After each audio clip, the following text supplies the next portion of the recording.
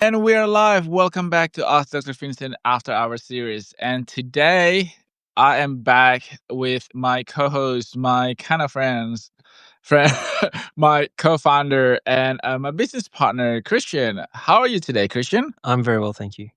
I have a really good number to share with you regarding our last episode podcast when we talked about breakfast. It really struck a chord with a lot of people.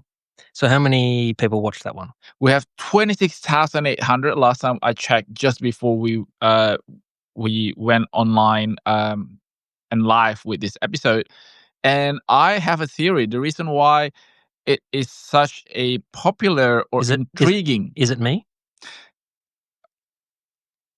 Let me just say it again. The reason why it was such a popular topic and very intriguing, I think, is because people have opinions about breakfast, and they have what they believe is the gospel truth when it comes to the most important meal of the day.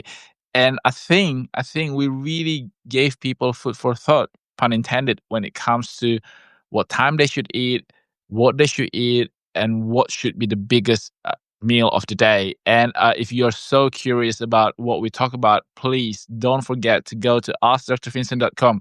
You can get all of the episodes, including the Breakfast is a Lie episode. Well, I certainly learned a lot last week, so that was good. And this is the reason why I want to do this with you, because as much as I know a lot more about than you when it comes to health and wellness, you're a wealth of knowledge on something else. But I am also learning as we go. I mean, if you want to know what I don't know, go and watch our sleep episode. Anyway, that was a good segue, wasn't it? Today, we're going to talk about something that is so fundamentally important, something that is so basic. However, a lot of us overlook this, and a lot of us don't actually know what to do with it when it comes to this function of our biology. I'm talking about hydration, and I do think that it is one of the most, if not the most, overlooked health habit. What do you think about it, Christian? Well, I think it's really interesting, just from a societal point of view, that the two major trends over the last sort of 5 years or whatever have been Labubu, which is this small little doll thing, and Stanley Cups, which you're meant to fill with this enormous amount of liquid and then drink that in a particular space of time in order to stay hydrated. So this is like a worldwide phenomenon. I think across sort of the Western world. I don't know if it's caught on in Asia or anywhere else. Well, first of all, Labubu came from China, so clearly it is. No, but I'm talking about the Stanley Cup thing. No, but I also think that Stanley Cup or any type of big and large water container. Aren't they all called that thing? Aren't they all Stanley Cups? Stanley Cup is a brand. Oh, it's a brand. It's a brand, and I didn't even know that. I thought it was a new type of like cup. But it is so popular that it is the colloquial term when it comes to big stainless steel, usually insulated water bottle. And over the course of probably 2 or 3 years, we've seen the rise of brands of not only the water container, water bottle, but also things like hydrogen water, things like isotonic water. I mean, Gatorade has been doing this for so many years, decades. And it always fascinates me because water, the best form of hydration is water, H2O. That's it. If it's clean, if it's filtered in the way that it doesn't have the pathogen and harmful chemicals and heavy metals, that is the best type of hydration for you. But somehow these big brands and marketing machines behind it make you believe that unless it's Gatorade, unless it's flavored, unless it's filled with minerals, somehow the water is not wet enough to hydrate you, which is, I mean, that is the height of luxury living, right? Like your water is not wet enough to hydrate you. I don't even understand it because I thought sort of all waters were the same. Well, apparently not, because you have miracle water or smart water. Basically, that's just marketing, isn't it? The marketing push is to make you believe that if you're doing any type of sports, you need to be drinking this type of water, because unless you drink these types of water, it wouldn't hydrate your body properly. And I want to say that that is not scientifically founded, because your body absorbs water in the most basic form. When you add isotonic, when you add minerals, of course that helps in some cases, but we're talking about people who are running marathon, people who are running long distance, people who are doing high intensity training. For the rest of us, plain water is the best. So can I ask you, first of all, what, because if you're talking about going out and buying water instead of drinking it out of the tap, um, what's the difference between the filtered waters that you can purchase and the spring waters? Well, spring water by definition comes from the natural spring. So uh, Is that more natural? Is that water more not not natural? not not that it's more natural or not. So there are different types of water classification when it comes to the name or the label. So spring water, by definition, needs to come from a natural spring. The idea behind it is that this naturally occurring spring has gone through a natural filtration through rocks and the sediments and the soil. So naturally it has been filtered. All of the harmful elements have been filtered out.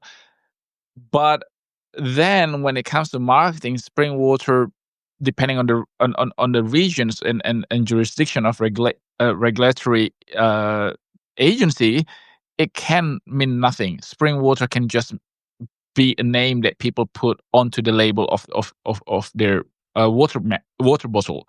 The other thing also is that um, what they call filter water or RO water, so reverse osmosis. So basically, it has been pushed through a very, very fine membrane in in such a way that only the H2O molecules, only the water, pure water, pass through. So this is very much equivalent to things like distilled water, for example, But which you is can't drink distilled water. That'd make you you irritated. Irritated, you wouldn't it? can, but not for a very long term, because we take a lot of minerals and trace amount of important minerals from the water that we drink.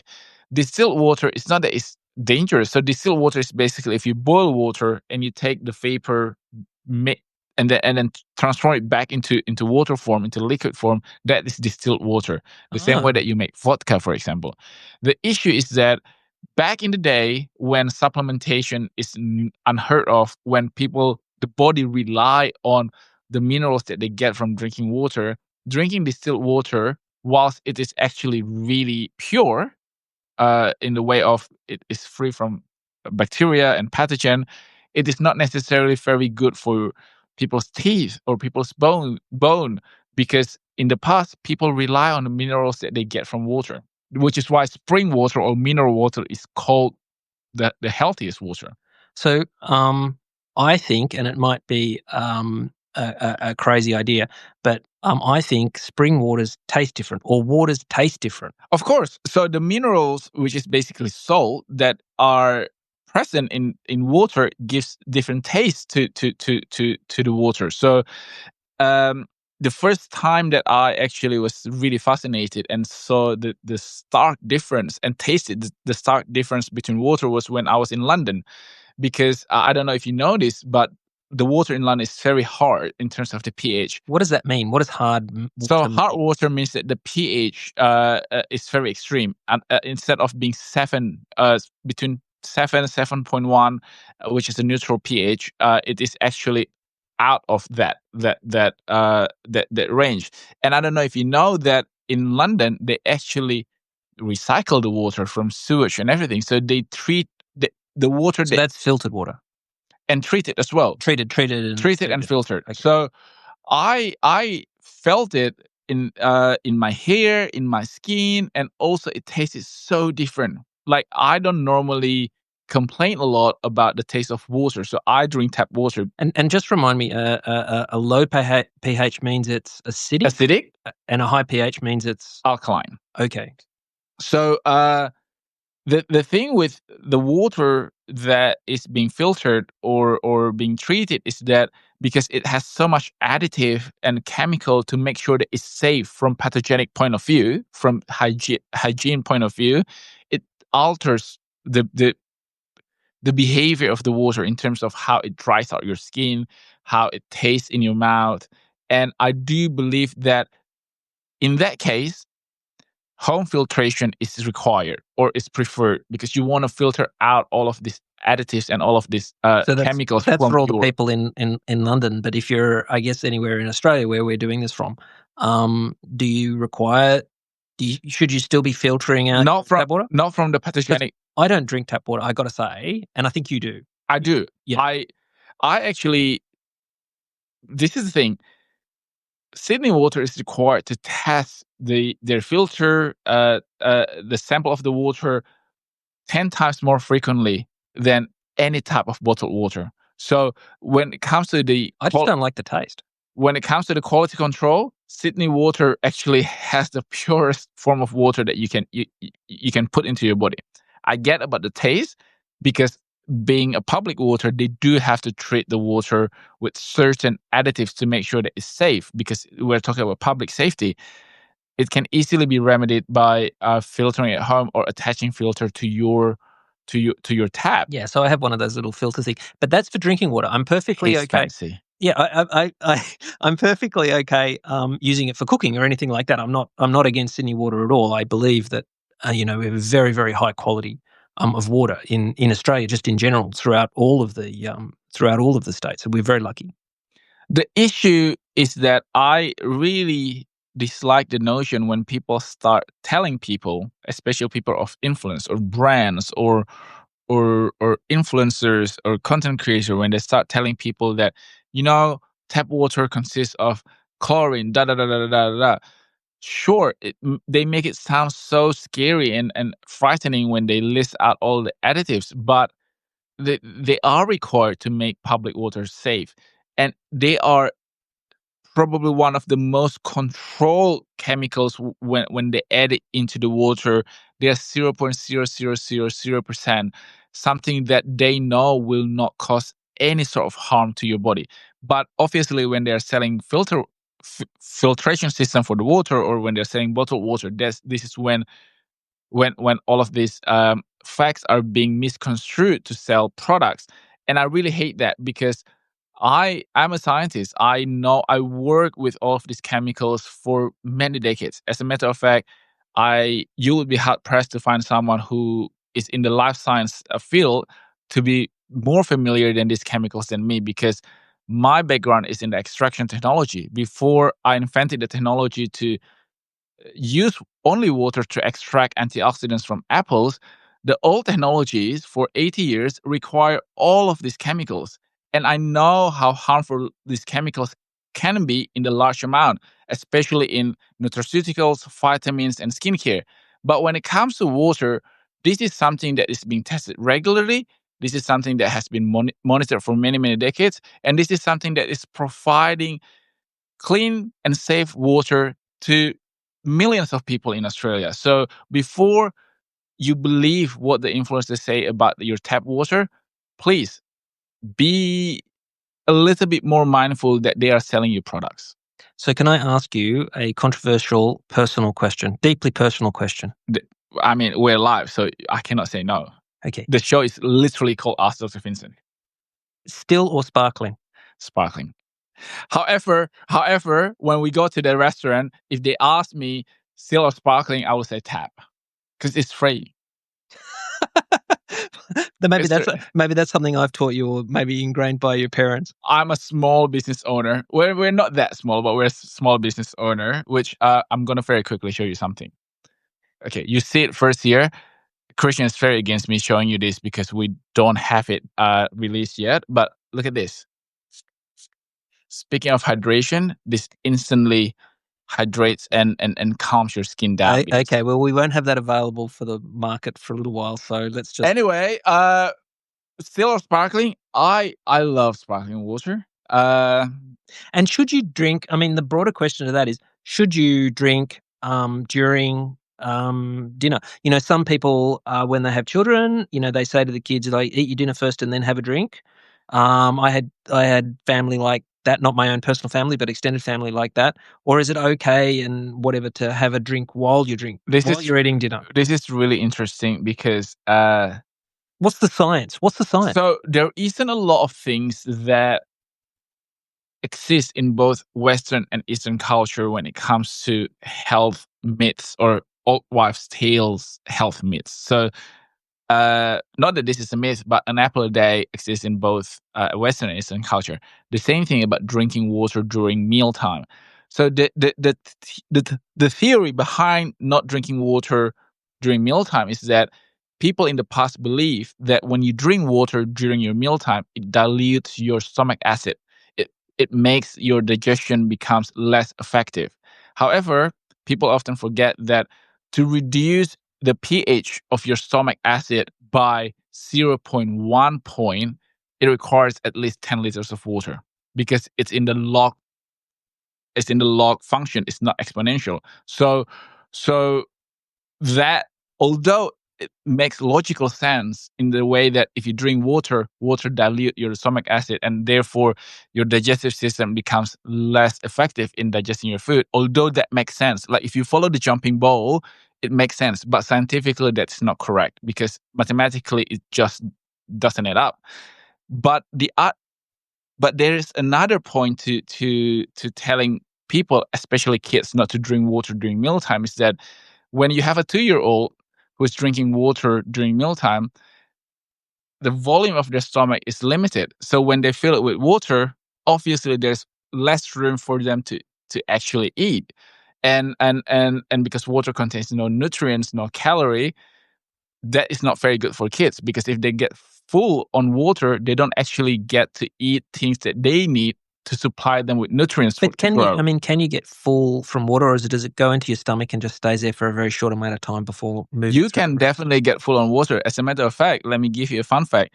50% of the time when you feel peckish or when you want to snack out of your normal eating uh, habit, so 50% of the time when you feel hungry, that is actually your brain telling you that you are thirsty. So imagine the amount of calories that you could be avoiding, unnecessary calorie that you could be avoiding simply by drinking water first when you feel that you want to eat something. But that doesn't work with everything, I'm guessing, because if you have another drink, I mean, one of the key differences between that drink and water is likely to be the amount of sugar. That is correct. So when I say drink, I really meant water. People often think that what they drink, coffee, tea, juice, wine, beer, soda, even the healthy soda, they think that that is part of the total amount of water that you drink in a day. But I have to say that no, it's not. When I say drink water, I really mean water, H2O. It's not something that is flavored. It's not something that is, I mean, sparkling is not flavoring. Um, it's not something that is being sold to you as something that is healthy. The amount of sugar in fruit juice is astonishing. Even those that is labeled, they are labeled as healthy sodas, kombucha, they're not necessarily healthy. They are healthy for My to favorite diet drink? episode 2. No, Pepsi Max is not healthy and it is not a replacement for water. And as a matter of fact, when you drink Pepsi Max or coffee or tea or Coke Zero, I'm equal opportunity criticizer. Uh, these beverages actually are diuretic. It means that it flushes water out of your body. What? So They they dehydrate dehydrate you. you. So obviously you don't feel dehydrated when you're drinking it, but half an hour later, you actually do feel dehydrated. You actually feel that you haven't drunk enough. As a matter of fact, sometimes people mistake that by, okay, I'm feeling thirsty. Let me drink more of the soda. Let me drink more of the tea or coffee. And that is very dangerous because dehydration does not always show up in terms of your cracked lips, your dry skin. Sometimes it shows up as brain fog, as persistent headache, lethargy, So tiredness. so are a lot of people You just know, walking around totally dehydrated most of the time? I would say so. As a matter of fact, I know for a fact that most people are dehydrated Yep. because, I mean, this is really So gross. let me introduce you to the Stanley Cup. We Here's don't sell. your We 10 don't. liters your We, 10-liter cup of beverage. we don't sell Stanley Cup. But Stanley Cup, if you want to sponsor our podcast, It's hello at hello at askdrvincent.com. Okay. Um, uh, what was I gonna say? So I know for a fact that people are walking around dehydrated because this is a little bit gross, but it's very, very true. If you go to public toilet, and I know that you should always flush, but people don't, you would see that the color of the urine that people leave was yellow, dark yellow. So These are that is men's toilets we're talking this the about. man's toilet, Yeah, obviously. right. You know that the darker or the more yellow the color of the urine, the more dehydrated you are. So just by doing this mini study, unintentionally, I know that people are walking around So influencers dehydrated. maybe have taken it too far, but it is actually a thing. Like we probably should all be drinking a little bit more water. Yeah, I do think that people, Do you have? Is it only water you can drink, or do other yes, things hydrate you as well? yes. When I talk about, of course, other things hydrate you as well. Things like when you eat salad, when you eat fruit and everything. No, I'm talking about other Unfortunately, drinks, like other drinks. no, not really. Unfortunately, when we talk about water dehydration, water is water. Sure, your body can get something out of fruit juice, or flavored drinks. However, it has to work really hard for it to quote unquote extract the water out. And unfortunately, hydration is one of those things that everybody knows. Everybody knows that it's important, but most people still get it wrong. I mean, my case in point, you still ask whether your Pepsi Max is part of your hydration pack. It is not. You know that we can go weeks without food, but only a few days without water. Okay, so I regularly go a day without drinking a glass of water. That is not something that you should say with pride, Christian. I'm not saying it with pride. I'm learning, and that's really bad, is it? That is really, really bad because uh, you're quenching your thirst up till here, but it's actually not doing anything meaningful in terms of your cellular hydration.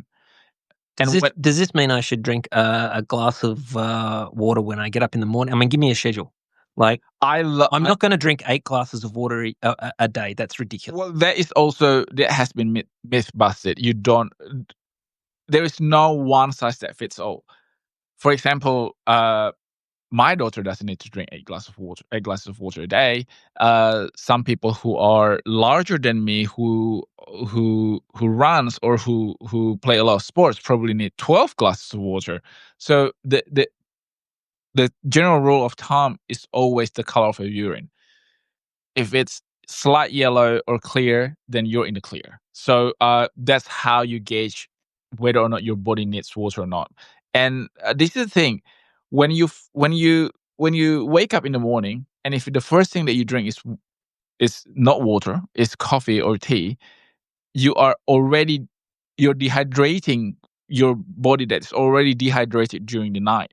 And I do think that sets up for a really bad start because 60% of our body is water, 75% of our brain is water. So when people say that they feel tired before even 8 o'clock, maybe it's just dehydration. Okay, I'm going to do what you say, and for the next month or whatever, I'm going to have a glass of water before I drink anything else. I mean, just thank you. Because now I'm worried about it. Yes, This must have an impact on your kidneys or something as well. well, yes, but even the short term. So I just mentioned that 60% of our body is water, right? So when you are dehydrated, the first thing that happens is that your blood volume drops slightly. You have less blood. Of course. And when your blood volume drops, it means that it impacts the oxygenation of our cells because blood is the thing that transport everything, including oxygen. It means that your blood is carrying less nutrients to everywhere in your body and then disposing less waste from everywhere in your body. And then your kidney is working harder, your liver is working harder, your heart is working harder because it has to pump stronger and more efficiently Your with blood's kind of less amount of blood. okay. And so H2O, the chemical The molecules, makeup, yeah. the molecules that make up oxygen's one of those. So does water help oxygenate your blood? No, No. So no. tell us how it works. Tell us So, how it works. the oxygenation of the blood doesn't involve water. The water is just the mediums, right? So, our blood is liquid, as you would know, and in our blood there is this element called hemoglobin. So the heme, the iron in our blood, this is the thing that quote unquote catch the oxygen molecules from our lung and then distribute it to the rest of our body, and then it goes into our it goes out from our left ventricle in the from our heart, and that's the reason why the muscle at the left ventricle of our heart is the thickest one, because it needs to be strong enough to pump oxygen rich blood to everywhere in our body. So it passes through the blood passes through the lung, gets all of the oxygen, goes back into our heart, and then goes into this really strong left ventricle chamber, and then the left ventricle chamber of the heart pumps the uh, oxygenated blood so that it can distribute all these oxygen molecules to the rest of our body. So do you mean that if you're properly hydrated, your heart has to work less Less hard. hard? That is correct, because when you have when you have a a good amount of blood, it means that the volume fills up your body, including your heart, in a in the most efficient way. So instead of having to work with less volume of blood, but still with the same amount of distribution, because your body size doesn't change, your left ventricle of your heart needs to work less hard compared to if it has less blood, right? Okay. So what are the things that impact the amount of hydration or the amount of water that you need to drink? I'm guessing someone with like a sedentary lifestyle, they need like 1 cup a day or something. And then people who are running around, you're running marathons, they need a lot. Or does weight have anything to do with any of this? Yes, as well as diet, because if you have a sedentary lifestyle but you're munching on chips the entire day, which is high in sodium, sodium attracts water and makes water less available. So there is a case that there's a lot of water in the body, but the water is not usable by your system. So we call this water retention, for example. People are bloated with water, but because the amount of salt that they also consume, the water becomes unusable for the body to actually use to supply volume to blood, for example, to be available for your brain to use. Because I mean, 75% of our brain is water. Clearly, this is like not only like a coolant in our operating system, but it is the medium for our system to function. But when the water is unavailable, meaning if it's water retention edema, sometimes the water pools in the lower extremities of people because the body is unable to recirculate everything. That becomes an issue. So obviously, sometimes people with heart disease, certain types of heart disease, can't actually drink a lot of water because their body cannot distribute this water, and it will just pool in the lower extremities, and their heart is working even harder to recirculate this water. The issue becomes is that when people are demonizing water in the way that, have you ever heard of the 3-day detox, 7-day detox, all of or a quick weight loss, all of this weight loss program, all of these things happens by expelling water out of your body. And sure, you feel that you are leaner because your body has less volume of water to carry. You feel that you're lighter. Your body feels thinner. It will fit into a smaller size clothes. The number on the scale is also lighter, but it's only temporary. As a matter of fact, by expelling this water that your body needs just to lose a few pounds, you're actually putting your body under stress because it has to work and perform the same amount of chores and tasks with less amount of water. So many people like count the calories that they eat each day. I don't know if everyone does that, but people have an idea. Should they also be like counting the level of hydration, and how would you do that? Would you just count the number of, would you think back to yourself at the end of the day, oh, I had 2 drinks, so I need 1 more drink thing? This is where the Stanley Cup idea came about, because if you have a 2-liter jug of water, by the end of the day, you know that, oh, I still have half left. Means that you have drunk a liter. If you finish it, that it means that you have 2 liters. But as I said before, the best way to do it is to track the color of your urine. But I do believe in the benefits of having a jug of water, or a bowl, not a bowl, we're not dogs, a bottle of water in front of us when we're at work, for example, because it reminds us, it cues up our brain to drink. Because unfortunately, we have a very short amount of attention lifespan, and when it's out of sight, it's out of mind. Sometimes our body, if we ignore it, the signal, the cues, if we ignore it too often, we became so kind of immune to that thirsty feeling, especially during winter, for example, when your body temperature is kind of cooler than normal, you don't necessarily feel thirsty. Funny enough, a lot more people feel dehydrated during winter than during hot season, because during hot season, when you sweat, everything around you and everything in your body is telling you to drink more water. But when it's winter, you sort of kind of coop up inside where heater is on, when the the aircon is on, and you don't necessarily feel that you are sweaty. You don't necessarily feel that it's too hot. It's just nice and warm, and you don't actually feel that you need water. But, there must be a situation where, too much water Of course, can, I think there was some everything that is too much and too little are not good for you. I so think you're some gonna some lady, I think in the US drank so much water that she died or something. Yes, and as a matter of fact, there was a competition sponsored by a brand. I can't remember, in the US.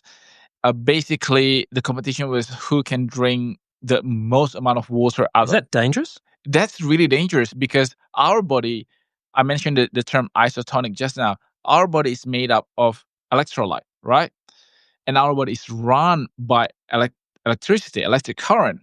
And when you have too much water, it means that the isotonic level is no longer balanced. The amount of minerals and salt in our body, it gets so diluted that our body cannot function, and people can drop dead. And Is that like sunstroke? it is not sunstroke. Sunstroke Okay. is the exact opposite of it. Oh, When the body temperature goes really high, and coupled it with dehydration, people can lose consciousness, because just imagine when your camera, your phone, or your computer gets too hot, that it shuts itself down. okay. Any more questions?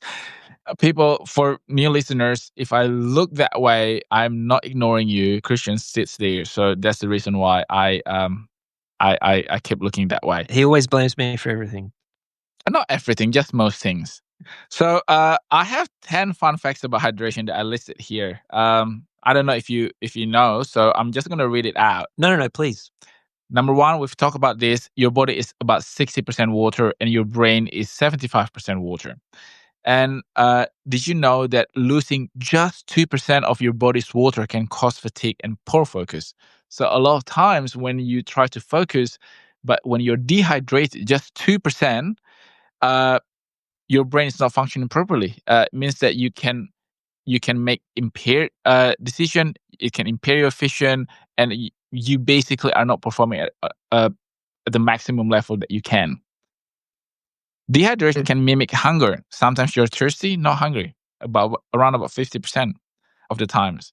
And your metabolism slows down when you are dehydrated, even at rest. So we always talk about how we can encourage our body to burn more fat rather than storing fat. And that's by fixing our metabolic rate. And dehydration can throw our metabolic rate out of whack. Proper hydration can improve your mood and memory. Do you know when you have, bad day and bad mood, Christian? Maybe you're just dehydrated. Well, is this you telling me to drink more Yes. water? Okay, Yes. sure.